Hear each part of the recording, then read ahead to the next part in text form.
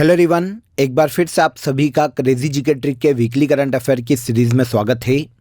आज के सेशन में जैसा कि आप सभी को पता है, हम 30 दिसंबर से लेकर 5 जनवरी 2025 तक के सभी करंट अफेयर को जो कि इम्पॉर्टेंट है और एग्जाम ओरिएंटेड है, उन सभी को यहाँ पर डिटेल में समझेंगे। सेशन में एंड तक बने रहिए। पसंद आए तो लाइक और शेयर कर दीजिएगा। सबसे पहला इंपॉर्टेंट क्वेश्चन देखिए आज के वीकली करंट अफेयर का। इनमें से किस खिलाड़ी को 2024 के लिए मेजर ध्यानचंद खेल रत्न पुरस्कार से सम्मानित नहीं किया गया? तो आप सभी को पता होगा कि जो ministry of youth affairs and sports है, उसने हाल ही में मेजर ध्यानचंद खेल रत्न अवार्ड और अदर स्पोर्ट्स अवार्ड की घोषणा की है। 2024 के लिए मेजर ध्यानचंद खेल रत्न अवार्ड भारत के 4 खिलाड़ियों को दिया गया। इनमें डी गुकेश शामिल है जो कि शतरंज के खिलाड़ी है, हरमनप्रीत सिंह शामिल है, प्रवीण कुमार शामिल है और इसके अलावा मनु भाकर शामिल है। कौन शामिल नहीं है या किसे नहीं दिया गया, क्वेश्चन हमारा ये था, तो ये हो जाएगा आंसर डी, नवदीप सिंह। यहाँ पर देखिए हम सारे स्पोर्ट्स अवार्ड की एक बार बात कर लेते हैं। सबसे पहले मेजर ध्यानचंद खेल रत्न अवार्ड की बात करें तो आपको पता होना चाहिए कि इंडिया में खेलों के क्षेत्र में दिया जाने वाला सबसे बड़ा खेल पुरस्कार मेजर ध्यानचंद खेल रत्न पुरस्कार है। 1991-92 में इसकी शुरुआत की गई थी, तब इसे राजीव गांधी खेल रत्न पुरस्कार के नाम से जाना जाता था। आगे चलकर 6 अगस्त 2021 में राजीव गांधी खेल रत्न अवार्ड का नाम बदला गया और नया नाम हो गया मेजर ध्यानचंद खेल रत्न अवार्ड। 2024 में ये 4 खिलाड़ियों को दिया गया है। पहले हैं गुकेश डी या डी गुकेश, चेस प्लेयर हैं। 2024 में वर्ल्ड के यंगेस्ट वर्ल्ड चेस चैंपियन बने थे D Gukesh. Harmanpreet Singh, Paris Olympic में हमारी हॉकी टीम ने ब्रॉन्ज मेडल जीता था, उसके कैप्टन थे हॉकी टीम के हरमनप्रीत सिंह। प्रवीण कुमार की बात करें तो पैरा एथलेटिक्स से संबंधित है। इन्होंने पैरा ओलंपिक में T64 हाई जंप कैटेगरी में पेरिस ओलंपिक में पैरा ओलंपिक में गोल्ड मेडल अपने नाम किया। और चौथी है मनु भाकर, इनको आप सभी जानते होंगे, शूटिंग की खिलाड़ी है। एक ही ओलंपिक में 2 मेडल जीतने वाली पहली सिंगल इंडियन प्लेयर बनी है कौन? मनु भाकर। मतलब पहली इंडियन प्लेयर मनु भाकर है जिन्होंने एक ही ओलंपिक में 2 मेडल अपने नाम किए। इन्होंने शूटिंग में ब्रॉन्ज मेडल जीते थे, एक सिंगल कैटेगरी में और एक मिक्स्ड इवेंट में। तो इन चारों को ही 2024 में मेजर ध्यानचंद खेल रत्न अवार्ड से सम्मानित किया गया है। इसके बाद सेकंड अवार्ड आता है अर्जुन अवार्ड। खेलों के क्षेत्र में प्रदर्शन के लिए अर्जुन अवार्ड दिया जाता है, जिसकी शुरुआत 1961 में की गई थी और 2024 के लिए इस बार 32 प्लेयर्स को दिया गया है अर्जुन अवार्ड। यहाँ पर पॉज करके देख लेना, मैंने आपको सभी के नाम मेंशन कर दिए हैं। इनमें सभी इंपॉर्टेंट है, वैसे एक बार तो आपको पढ़ना चाहिए, पर ज्योति आराजी, अन्नू रानी, वंतिका अग्रवाल और इसके अलावा जीवनजी दीप्ति, प्रीति पॉल, राकेश कुमार, इन्हें स्पेशली याद रखिएगा। और एक नवदीप सिंह जो कि पैरा एथलेटिक्स के खिलाड़ी हैं, ये भी काफ़ी सुर्खियों में रहे थे, तो इनको भी याद रखिएगा। ओवरऑल एक बार सबको देख लीजिएगा, 32 प्लेयर के नाम यहाँ पर मैंने आपको मेंशन कर दिए हैं। 27 इधर हो गए और बाकी के 5 इधर आपको देखने को मिल जाएंगे। देखिए Arjun award life time category में भी 2 खिलाड़ियों को दिया गया। एक है सुच्चा सिंह, एथलेटिक्स से संबंधित है, और मुरलीकांत राजाराम पेटकर, पैरा तैराकी से संबंधित है। ये हो गए अर्जुन अवार्डी। फिर आते हैं द्रोणाचार्य पुरस्कार पर। आपको पता होना चाहिए कि ये पुरस्कार कोच को दिया जाता है। 2024 में द्रोणाचार्य पुरस्कार रेगुलर कैटेगरी में 3 कोचों को दिया गया और लाइफ टाइम कैटेगरी में या लाइफ टाइम अचीवमेंट कैटेगरी में 2 खिलाड़ियों को दिया गया। रेगुलर कैटेगरी में दिया गया सुभाष राणा, दीपाली देशपांडे और संदीप सागवान। एक है पैरा निशानेबाज, एक है निशानेबाज और एक है हॉकी के खिलाड़ी। लाइफ टाइम कैटेगरी में एस मुरलीधरन, बैडमिंटन प्लेयर, और अर्मांडो एग्नेलो कोलाको, ये फुटबॉल के खिलाड़ी हैं, जिनको लाइफ टाइम कैटेगरी में दिया गया द्रोणाचार्य अवार्ड। फिर लास्ट आता है मौलाना अबुल कलाम आज़ाद ट्रॉफी, यूनिवर्सिटीज़ को दी जाती है। इसकी शुरुआत देखिए भारत में की गई थी 1956-57 में। स्पोर्ट्स के क्षेत्र में ये सबसे पुराना अवार्ड है जो अभी तक दिया जा रहा है। मौलाना अबुल कलाम आज़ाद ट्रॉफी यूनिवर्सिटी को दी जाती है जिन्होंने खेलो इंडिया गेम्स या यूनिवर्सिटी गेम्स में अच्छा प्रदर्शन किया हो। तो 2024 के लिए मौलाना अबुल कलाम आज़ाद ट्रॉफी दी गई चंडीगढ़ यूनिवर्सिटी को, ओवरऑल विनिंग यूनिवर्सिटी। और यहाँ पर फर्स्ट रनर अप यूनिवर्सिटी रही थी लवली प्रोफेशनल यूनिवर्सिटी। तो बेसिक चीज़ें सारी मैंने आपको यहाँ पर बता दी है, पॉज करके पढ़ लेना आराम से। बहुत ही इम्पॉर्टेंट क्वेश्चन है और बहुत ही इम्पॉर्टेंट होते हैं स्पोर्ट्स अवार्ड, तो सभी को याद रखिएगा। अगले क्वेश्चन पर चलेंगे। 2024 के अंत में त्रिनिदाद और टोबैगो देश में हत्या और अपराध की बढ़ोतरी के कारण नेशनल इमरजेंसी घोषित की गई है। त्रिनिदाद और टोबैगो देश किस महासागर में स्थित है? तो पर्टिकुलर त्रिनिदाद और टोबैगो देश की बात करें तो ये हमको देखने को मिलेगा अटलांटिक ओशियन में। अटलांटिक ओशियन में कैरेबियन सागर में हमको देखने को मिलता है त्रिनिदाद टोबैगो देश। कैरेबियन कंट्री है, उत्तरी अटलांटिक महासागर में देखने को मिलती है। यहाँ के पीएम किथ राउले ने देश में बढ़ते अपराधों के कारण हाल ही में नेशनल इमरजेंसी को अप्लाई किया है। साल 2024 में पर्टिकुलर इस देश में 623 मौतें हुई है अपराधों के कारण। हत्याएं हुई हैं 623 लोगों की। साल 2013 के बाद से ये सबसे ज़्यादा हत्याएं हैं त्रिनिदाद और टोबैगो देश में। अब आप बोलेंगे कि सर ये तो बहुत कम है, इंडिया में तो रोज़ ही इतने लोगों की हत्याएं हो जाती है। तो हमें देखिए इस देश की आबादी देखनी पड़ेगी। केवल 15 लाख आबादी है इस देश की और 15 लाख में से 623 लोग एक ही साल में मार दिए जाना बहुत बड़ी घटना होती है। तो इसीलिए त्रिनिदाद और टोबैगो ने अपने देश में नेशनल इमरजेंसी अप्लाई की है। ये देश हमें अटलांटिक ओशियन में कैरेबियाई सागर में देखने को मिलता है, जिसकी कैपिटल पोर्ट ऑफ स्पेन है और कैरेबियाई द्वीप पर स्थित देश है त्रिनिदाद और टोबैगो। 2023 में यूनाइटेड नेशन जनरल असेंबली का जो 78वां सत्र आयोजित किया गया था, उसकी अध्यक्षता त्रिनिदाद और टोबैगो के ही स्थायी प्रतिनिधि डेनिस फ्रांसिस के द्वारा की गई थी। तो ये भी एक इम्पॉर्टेंट फैक्ट है, इसको भी याद रखना। अब आ जाइए फ्रेंड्स, आप सभी को आज का ऑफर ऑफ द डे बता देता हूँ। आप सभी के लिए करंट अफेयर 2024 का ईयरली शंखनाद ई बुक अवेलेबल है, जहां पर आपको 1 से लेकर 1.5 साल तक का करंट अफेयर यहां पर अवेलेबल होगा। 2023-24 का पूरा डिटेल करंट अफेयर आपको यहां पर मिलने वाला है। हिंदी और इंग्लिश दोनों ही लैंग्वेजेस में आप इसे ज्वाइन कर सकते हैं। जनवरी 2025 तक ये अपडेटेड है। पूरी ई बुक को आप बहुत ही नॉमिनल चार्जेस में ज्वाइन कर सकते हैं, जिसकी लिंक आपको डिस्क्रिप्शन में मैंने दे दी है। हिंदी और इंग्लिश दोनों की ही अलग अलग लिंक है, तो आप ध्यान से यहाँ पर अवेल कीजिएगा। और अगर आपको कोई भी डाउट आता है, कोई भी आपकी क्वेरी है, तो नीचे हेल्पलाइन नंबर पर कॉल कर लीजिए, व्हाट्सअप कर दीजिए, हमारी सपोर्ट टीम आपकी मदद कर देगी। तो जल्दी कीजिए, बहुत ही लिमिटेड टाइम के लिए यह ऑफर आपके लिए रहेगा। 2023-24 का पूरा करंट अफेयर आपको यहाँ पर मिलने वाला है विथ डिटेल एनालिसिस।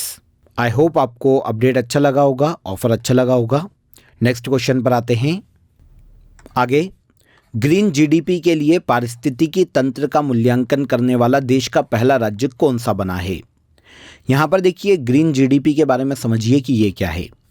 जीडीपी जानते होंगे आप सभी, किसी भी देश की भौगोलिक सीमा में किसी एक फाइनेंशियल ईयर में उत्पादित सेवाओं और वस्तुओं का अंतिम मौद्रिक मूल्य ही उस देश की जीडीपी कहलाता है। अब देखिए, जब जीडीपी को नापा जाता है ना, तो वो उस देश की विकास को प्रदर्शित करता है, लेकिन इसमें ये नहीं देखा जाता कि डेवलपमेंट करने में पर्यावरण को, इन्वायरमेंट को हमने कितना हार्म किया है, कितना नुकसान पहुंचाया है। तो जब इस चीज़ को कंसिडर किया जाएगा जीडीपी में कि भाई इन्वायरमेंट का कितना नुकसान हुआ है, तो इसे कहा जाता है ग्रीन जीडीपी। तो ग्रीन जीडीपी के लिए पहली बार इकोसिस्टम का भी मूल्यांकन करेगा छत्तीसगढ़ राज्य। आंसर हो जाएगा आंसर टी। ग्रीन जीडीपी के लिए पारिस्थितिकी तंत्र का मूल्यांकन करने वाला देश का पहला राज्य कौन बना? छत्तीसगढ़ राज्य। हरित जीडीपी में एक तो ये देखा जाता है कि जो नेचुरल रिसोर्सेस है उनका कितना लॉस हुआ है, इन्वायरमेंट को कितना लॉस हुआ, प्रदूषण कितना ज़्यादा फैला है, चाहे पानी में हो, हवा में हो, ज़मीन पर हो, और नेचुरल डिजास्टर डेवलपमेंट के कारण कितने ज़्यादा बढ़ गए हैं, इन सभी को कंसीडर किया जाता है ग्रीन जीडीपी में। तो इसके लिए इकोसिस्टम का मूल्यांकन करने वाला पहला राज्य भारत का छत्तीसगढ़ राज्य है। 4 जनवरी को किस दिन के रूप में मनाया जाता है? पूरे वर्ल्ड में 4 जनवरी को मनाया जाता है वर्ल्ड ब्रेल डे के रूप में। आपको पता होना चाहिए लुई ब्रेल, इन्होंने ब्रेल लिपि का आविष्कार किया था। जो आंशिक रूप से देख नहीं सकते या पूर्ण रूप से देख नहीं सकते, जो अंधे हैं, उनके लिए पढ़ने के लिए जिस लिपि का यूज़ किया जाता है, उभरते हुए डॉट वाली लिपि है, इसे कहा जाता है ब्रेल लिपि। तो इसके आविष्कारक लुई ब्रेल का जन्म दिवस है 4 जनवरी को, क्योंकि 4 जनवरी 1809 को लुई ब्रेल का जन्म हुआ था फ्रांस में। तो इनके जन्म दिवस के रूप में हर साल 4 जनवरी को वर्ल्ड ब्रेल डे के रूप में ऑब्जर्व किया जाता है। सबसे पहली बार यूनाइटेड नेशन जनरल असेंबली ने 2018 में इस डे की घोषणा की थी और पहली बार यह मनाया गया 2019 में। वर्ल्ड ब्रेल डे 4 जनवरी को मनाया जाता है। नेक्स्ट, प्रो कबड्डी लीग का 11वां सीजन किस टीम ने जीता है? प्रो कबड्डी लीग का हाल ही में 11वां सीजन आयोजित किया गया। इसका फाइनल मुकाबला पुणे के छत्रपति शिवाजी स्पोर्ट्स कॉम्प्लेक्स में खेला गया था। फाइनल मुकाबले में हरियाणा स्टीलर्स ने पटना पायरेट्स को फाइनल में हराकर प्रो कबड्डी लीग का सीज़न 11 अपने नाम किया और ये पहला ही खिताब है हरियाणा स्टीलर्स का। तो विनर हो जाती है हरियाणा स्टीलर्स और रनर अप हो जाती है Patna pirates. Pro kabaddi league की शुरुआत सबसे पहली बार की गई थी 2014 में। पहला सीज़न जयपुर पिंक पैंथर ने अपने नाम किया था, ये अभिषेक बच्चन की टीम है। और लास्ट ईयर जो 10वां सीज़न खेला गया था वो पुनेरी पल्टन ने अपने नाम किया था। अब 11वां सीज़न प्रो कबड्डी लीग का किसने जीता? हरियाणा स्टीलर्स ने। रनर अप कौन रहा? पटना पायरेट्स। हाल ही में पश्चिम बंगाल टीम ने किस टीम को हराकर संतोष ट्रॉफी 2024 का खिताब जीता? संतोष ट्रॉफी के बारे में पहले तो आप ये याद रखिएगा कि ये फुटबॉल की प्रतियोगिता है। संतोष ट्रॉफी के 78th एडिशन का आयोजन किया गया था 2024 के एंड में। 31 दिसंबर 2024 को तेलंगाना के हैदराबाद में इसका फाइनल खेला गया जीएमसी बाल योगी स्टेडियम में, जहां पर वेस्ट बंगाल ने फाइनल में केरल की फुटबॉल टीम को हराकर संतोष ट्रॉफी 2024 का खिताब जीता। 78वां एडिशन है। अगर वेस्ट बंगाल की टीम की बात करें तो इसने 33वीं बार संतोष ट्रॉफी का खिताब अपने नाम किया है। सबसे पहली बार इस टूर्नामेंट की शुरुआत की गई थी 1941 में। 1941-42 का जो पहला इवेंट था वो बंगाल ने दिल्ली को हराकर जीता था। और अब 78th एडिशन 2024 में संतोष ट्रॉफी का पश्चिम बंगाल ने फाइनल में केरल की टीम को हराकर जीता है। तो रनर अप कौन रही? तो ये हो जाएगी केरला की फुटबॉल टीम। ओके, अगले क्वेश्चन पर आ जाइए। बुक स्टम्प्ड किस भारतीय क्रिकेटर की ऑटोबायोग्राफी है? तो बुक स्टम्प ऑटोबायोग्राफी है सैयद किरमानी की। सैयद किरमानी की बात करें तो 1983 में आप सभी को पता होगा कि हमने क्रिकेट वर्ल्ड कप अपने नाम किया था। उस टीम के सदस्य रहे हैं सैयद किरमानी। उस टीम के सदस्य थे सैयद किरमानी। इनकी हाल ही में ऑटोबायोग्राफी को लॉन्च किया गया जिसका नाम है स्टम्प्ड। 1 जनवरी 2025 से शेंगेन एरिया में कौन से देश शामिल हुए हैं? यहाँ पर देखिए, पहले शेंगेन एरिया को समझिए कि ये क्या है।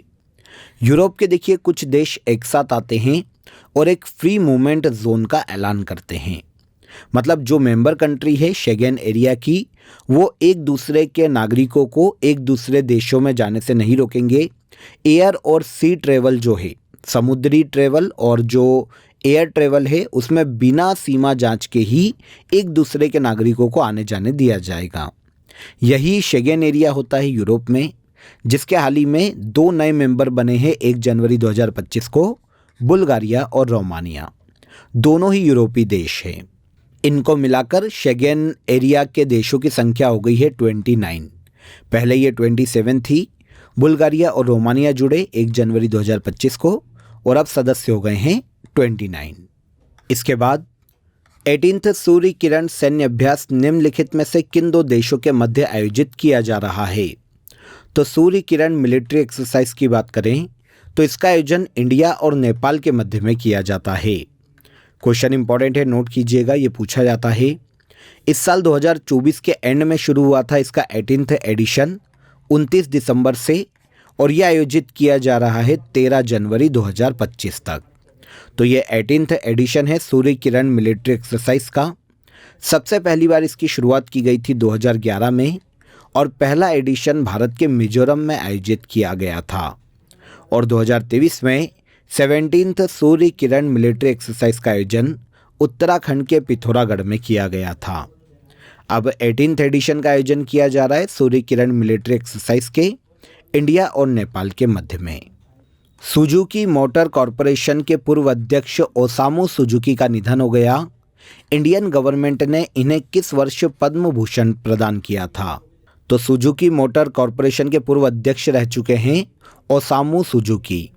हाल ही में देखिए इनका 94 वर्ष की आयु में निधन हो गया। ये जापान देश के रहने वाले थे। 1978 से लेकर 2021 तक 91 साल की उम्र तक ये सुजुकी कंपनी के प्रेसिडेंट, चेयरमैन और सीईओ के रूप में काम कर चुके हैं। टेक्नोलॉजी के क्षेत्र में इनके योगदान के लिए इंडियन गवर्नमेंट ने ओसामू सुजुकी को 2007 में पद्म भूषण से सम्मानित किया था। अब ओसामू सुजुकी का 94 वर्ष की आयु में हाल ही में निधन हो गया। नेक्स्ट क्वेश्चन पर आ जाइए। भारतीय निर्वाचन आयोग के अनुसार लोकसभा चुनाव 2024 में कितने प्रतिशत महिलाओं ने वोट डाला है? तो हाल ही में नेशनल इलेक्शन कमीशन ने लोकसभा चुनाव 2024 से संबंधित डेटा को जारी किया था और इसमें बताया है कि लोकसभा चुनाव 2024 में टोटल 64.64 करोड़ मतदाताओं ने अपने मतदान का यूज़ किया है। और इसमें जो मतदान प्रतिशत है पुरुष मतदाताओं का वो 65.55% रहा है। और लोकसभा चुनाव में महिला मतदाताओं की बात करें तो इनका परसेंटेज 65.78% रहा है। तो लोकसभा चुनाव 2024 में पुरुषों का मतदान प्रतिशत 65.55% रहा और महिलाओं का मतदान प्रतिशत की बात करें तो ये 65.78% रहा है। आपको पता होना चाहिए कि 8वीं लोकसभा का इलेक्शन हुआ था 2024 में, जिसमें बीजेपी सबसे बड़ी पार्टी बनके उभरी थी, जिसने 240 लोकसभा सीटें जीती थी। सेकंड नंबर पर इंडियन नेशनल कांग्रेस का नाम आता है, जिसने 99 सीटें अपने नाम की। समाजवादी पार्टी एसपी ने 37 सीटों पर जीत हासिल की थी। बीजेपी गठबंधन ने अपनी गवर्नमेंट बनाई है और तीसरी बार भारत के पीएम बने हैं नरेंद्र मोदी। किस भारतीय महिला शतरंज खिलाड़ी ने विश्व रैपिड महिला शतरंज चैंपियनशिप 2024 का खिताब जीता है? तो विश्व रैपिड महिला शतरंज चैंपियनशिप 2024 हाल ही में इसका आयोजन किया गया था न्यूयॉर्क में। कहाँ पर?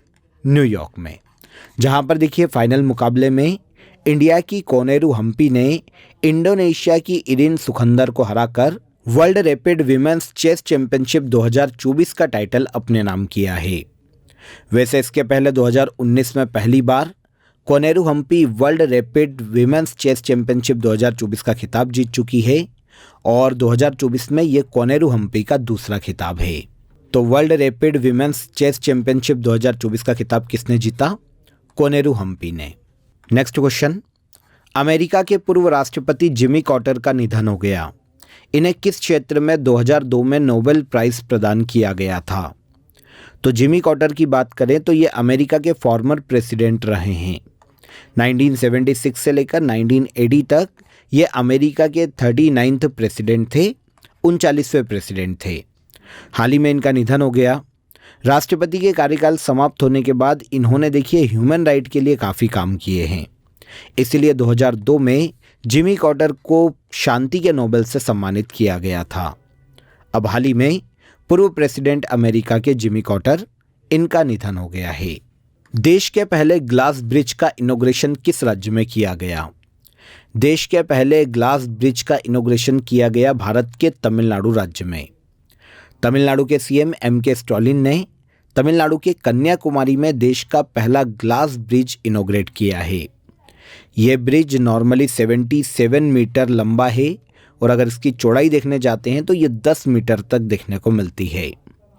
तमिलनाडु में कन्याकुमारी के तट पर विवेकानंद रॉक मेमोरियल और 133 फीट ऊंची तिरुवल्लुवर प्रतिमा को जोड़ने का काम करेगा पहला ग्लास ब्रिज। 77 मीटर लंबा है। भारत के तमिलनाडु राज्य में हाल ही में इसे इनॉग्रेट किया गया। इजी था। अगले क्वेश्चन पर चलेंगे। इसके बाद दुनिया के 7 महाद्वीपों की सबसे ऊंची चोटियों पर चढ़ने वाली दुनिया की सबसे कम उम्र की महिला कौन है? तो दुनिया के 7 महाद्वीप की 7 सबसे ऊंची चोटियाँ कौन कौन सी?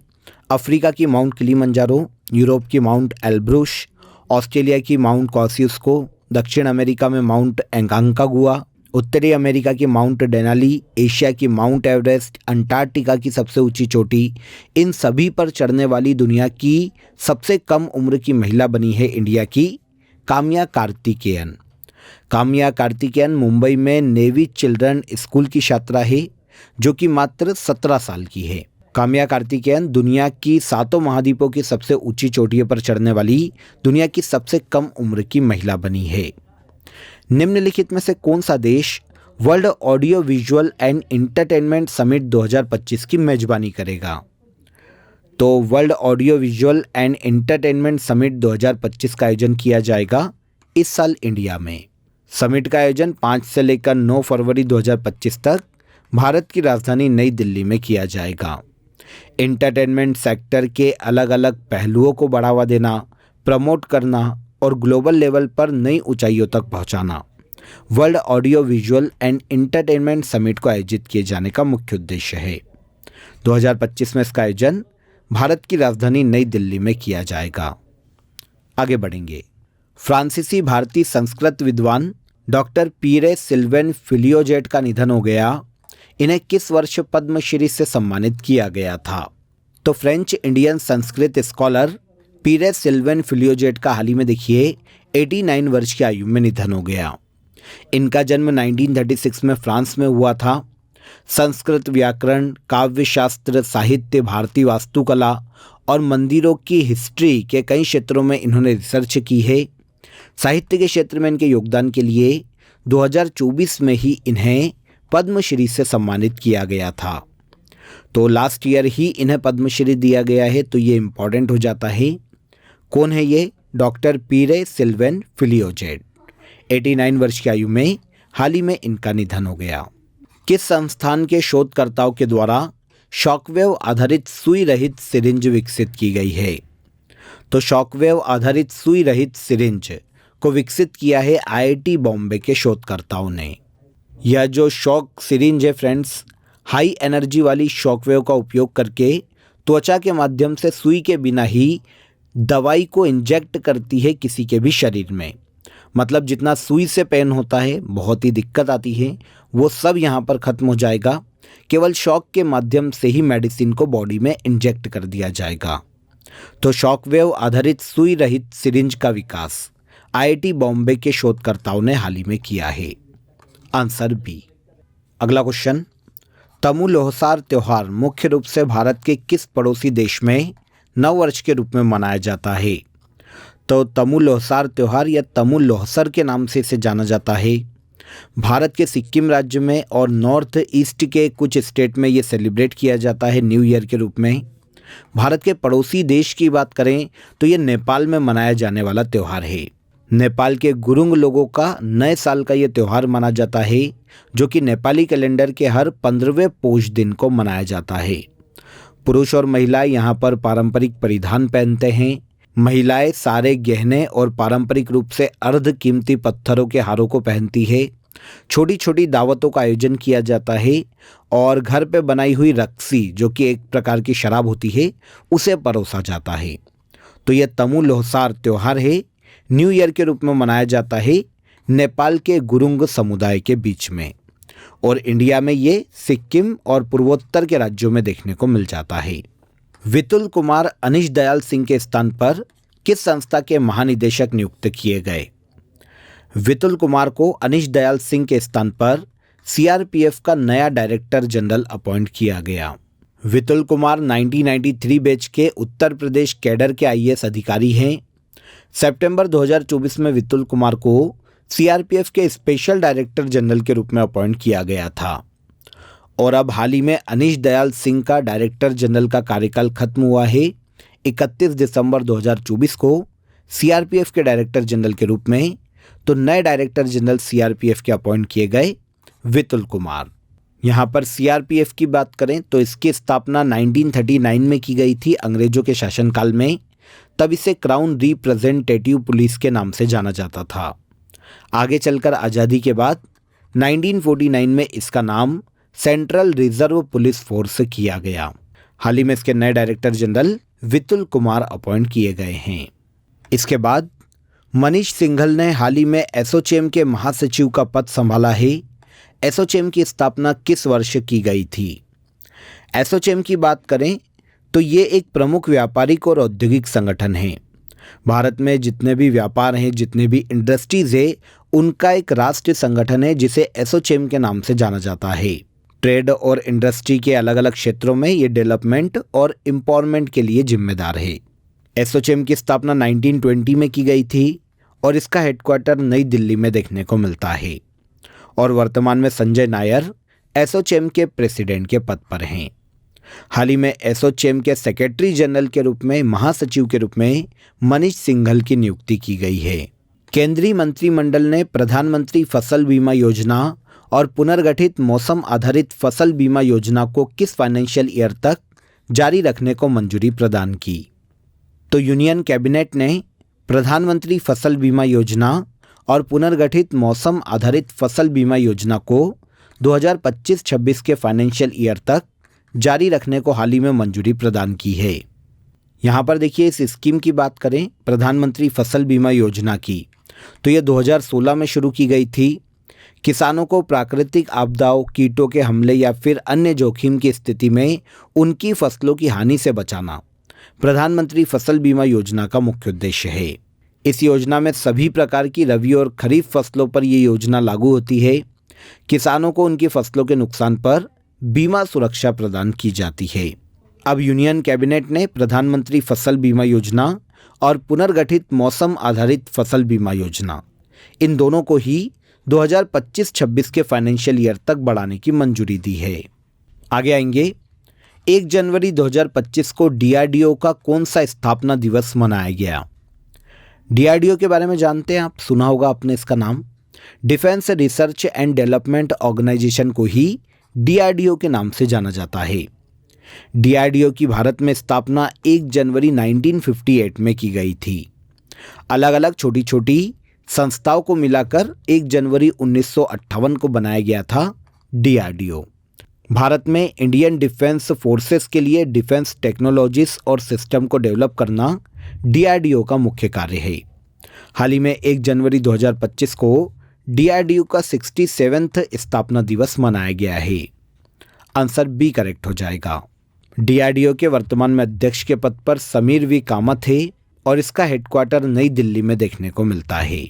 1 जनवरी 2025 को देश में शोध लेखों और जर्नल्स तक देशव्यापी पहुंच प्रदान करने के लिए केंद्र सरकार ने किस योजना को शुरू किया है? तो 1 जनवरी 2025 को पूरे देश में शोध लेखों और जर्नल्स तक देशव्यापी पहुंच प्रदान करने के लिए केंद्र सरकार ने वन नेशन वन सब्सक्रिप्शन योजना को शुरू किया है। इस योजना के तहत देखिए, स्टूडेंट और रिसर्चर्स एक डिजिटल पोर्टल के जरिए 30 से ज़्यादा बड़े इंटरनेशनल जर्नल्स तक आसानी से पहुंच सकते हैं, जिससे 1,80,00,000 से ज़्यादा छात्रों को मुफ्त में इंटरनेशनल जर्नल्स और रिसर्च पेपर्स उपलब्ध हो सकेंगे। वन नेशन वन सब्सक्रिप्शन पर 6,300 से भी ज़्यादा इंडियन इंस्टीट्यूशन यहाँ पर रजिस्टर्ड होंगे। इस योजना के लिए अगले 3 साल में, मतलब 2025, 26 और 27 के लिए टोटल 6,000 करोड़ रुपए व्यय करने का प्रावधान किया गया है। तो 6,000 करोड़ रुपए की ये परियोजना है 3 साल के लिए, जिसका नाम है वन नेशन वन सब्सक्रिप्शन। 1 जनवरी 2025 को ही इसे सेंट्रल गवर्नमेंट के द्वारा देश में शुरू किया गया। इसके बाद आज के वीकली करंट अफेयर का सबसे लास्ट क्वेश्चन देखिए। भोपाल गैस त्रासदी के 40 साल बाद यूनियन कार्बाइड के जहरीले कचरे का निपटान किया जा रहा है। भोपाल गैस कांड किस वर्ष हुआ था? तो देखिए, भोपाल गैस त्रासदी की बात करें तो ये हुआ था 2-3 दिसंबर 1984 में। भोपाल में, मध्य प्रदेश के भोपाल में यूनियन कार्बाइड का एक कंपनी थी, जहां पर रात में MIC गैस का रिसाव हुआ था। MIC को ही मिथाइल आइसोसाइनेट के नाम से जाना जाता है 2-3 दिसंबर 1984 में जब इस गैस का रिसाव हुआ तो पूरे भोपाल में 5000 से ज़्यादा लोगों की मृत्यु हुई थी। ये यूनियन कार्बाइड का प्लांट लगभग 40 साल से बंद है। अब इसके जहरीले कचरे को भोपाल से 250 किलोमीटर दूर धार जिले के पीतमपुर औद्योगिक केंद्र में खत्म किया जाएगा। तो 12 सील्ड कंटेनर में इस कचरे को लोड किया गया और मध्य प्रदेश के इंदौर के पास धार जिले में पीतमपुर औद्योगिक केंद्र इसे ले जाया जा रहा है ताकि इस कचरे को डिस्ट्रॉय किया जा सके। भोपाल गैस कांड कब हुआ था, यह हमारा क्वेश्चन है। तो यह हुआ था 2-3 दिसंबर 1984 में। और किस गैस का रिसाव हुआ था, तो मिथाइल आइसोसाइनेट। क्लियर। तो यहाँ पर देखिए वीकली करंट अफेयर में हमने 30 दिसंबर से लेकर 5 जनवरी तक सभी करंट अफेयर को यहाँ पर डिटेल में डिस्कस किया। एक एक फैक्ट को समझा, एक एक क्वेश्चन को समझा। वीडियो पसंद आया हो तो वीडियो को लाइक और शेयर कर दीजिएगा। चैनल पर पहली बार आए हैं तो चैनल को सब्सक्राइब कर लीजिए। फिर मुलाकात करेंगे नेक्स्ट डे के करंट अफेयर में। तब तक अपना ख्याल रखिएगा। जय हिंद, जय भारत।